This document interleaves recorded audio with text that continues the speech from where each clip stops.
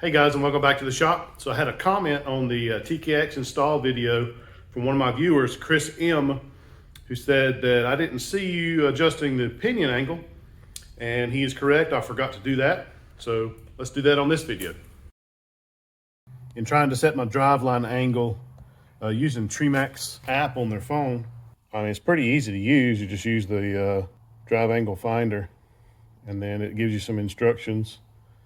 And then you literally just hold your phone up there and it measures the angles in 3 different places. I cannot get under this car when it's on the ground. And so I measured the front of the crank here, the crank pulley, and got my angle on that. Well, it was sitting on the ground. And then I put it on jack stands and then matched that up and tried to get all 4 corners as equal as possible. It wants you to take angles either at the crank pulley here or somewhere on the transmission. And then it wants you to measure the drive line and then the rear end. What I ended up measuring off of, and I'm sure it's not gonna be right, is I measured it from here. This looks like the flattest surface on the transmission. So I measured there, and then on the drive shaft itself. And then I actually used this surface. This is a machine surface. I used this surface to measure the level of the rear end. And it came out acceptable. So, but I mean, there's no vibration or anything like that. The drive line is nice and smooth, shifting smooth, everything's smooth. So I don't think it's a problem regardless. But I mean, I wanted to get it as close as I possibly can. So I ended up just using one of the spacers that they provided there. And then the plastic spacers above that comes with the Stifler's kit. And raising the transmission up a little bit, I lowered the front of the motor a little bit, and now my front drain plug is hitting sway bar. The bolt is already pretty damaged from the sway bar bouncing off of it or rubbing past it or whatever. As you can see, a while ago I added some spacers to space the sway bar down a little bit because of this same problem.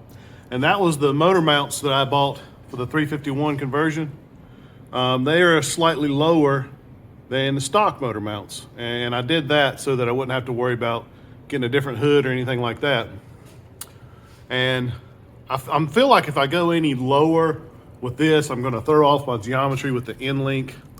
So what I think I'm gonna do is build some spacers, space that down the appropriate amount, and then shorten these end links the same amount so I don't lose any kind of geometry with the front sway bar there. So I lowered it using these just crappy spacers that I found back there. And I didn't go to any trouble to do this right, because in the near future, I want to go with the tubular K-member. I want to go with coilovers, you know, the whole shebang. When lowering this down here, now you're bound up here. In other words, these are too long. So what I went ahead and did, and whether this is right or wrong, I don't know, is I bought the ones for the actual lowered car. So it ends up bringing those down close to an inch or so. See there, I got the old ones off. You can see about how much difference. Those are, you know, 7/8 of an inch to an inch shorter. All right, let's get those installed. I had to replace the speedometer gear. You can see the one that was in there. It's pretty chewed up. It's not terribly easy to get to, but not too bad. I got some plugs for the O2 sensor holes there, some proper plugs. And this is good to have an extra port when you go to the dyno. He wants to know if you have a port that he can plug his sensor for the dyno into. That way they can chart your air fuel ratios right there on the dyno and kind of see exactly what your car is doing, you know, all the way through the RPM range and everything. All right, thank you guys for watching.